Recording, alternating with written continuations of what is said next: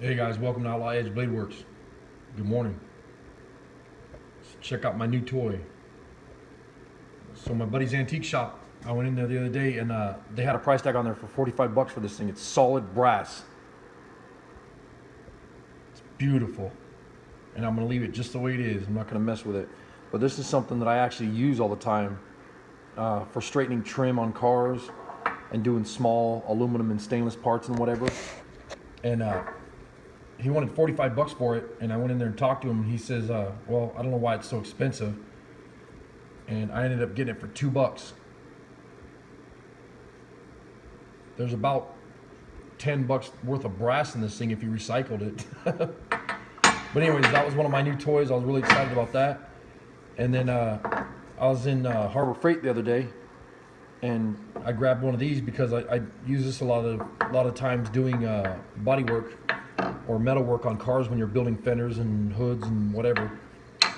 And this is a poly or neoprene hammer, and this is used for like on a shrinking stump, which you see I have right here, and it's got a divot in it, and you use that for shrinking metal when you want to stretch it or shrink it or whatever. And I took this stump and did this a while back, but that hammer is used for doing that there. And they had this at Harbor Freight, and I think it was like $8. And I'm gonna end up getting a couple more because I like it so much. And then what you can do is you can put them on your bandsaw and cut these at angles and make different shapes with them on both sides.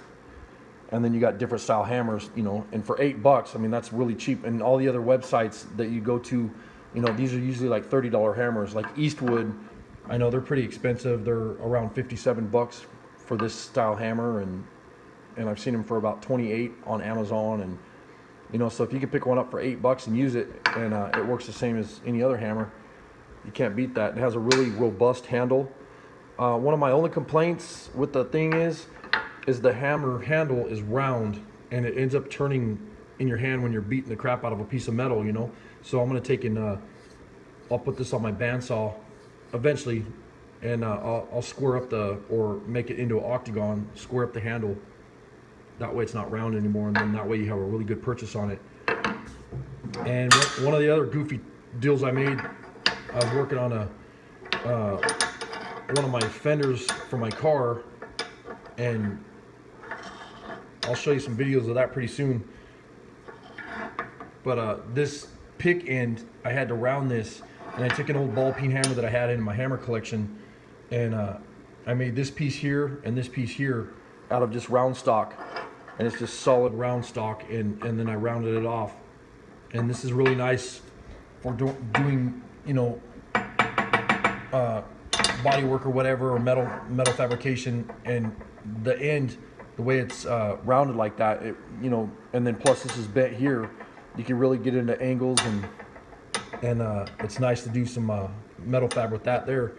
And then this one is just a piece of round stock that I welded to the end of the ball peen hammer. And like I said, this was just an old thrown away ball peen hammer that I had. The handle's all cracked and beat up and everything else. I think I got this for like 25 cents at a yard sale, the hammer, and then ended up building it this way. But anyways, it works out good. And then this one, this is an old, the loggers use this, and this was a hammer that they had, and there's a hole through it so you can haft it onto a handle. And I actually put the handle on there from another old hammer that I had. And this had numbers right here. And this is used for, they swing this and they stamp the wood. So the numbers were right here, and it would leave the impression of the numbers in the wood. And I ground that off and made this into a body hammer. And then I had a great big flat piece of round stock right here.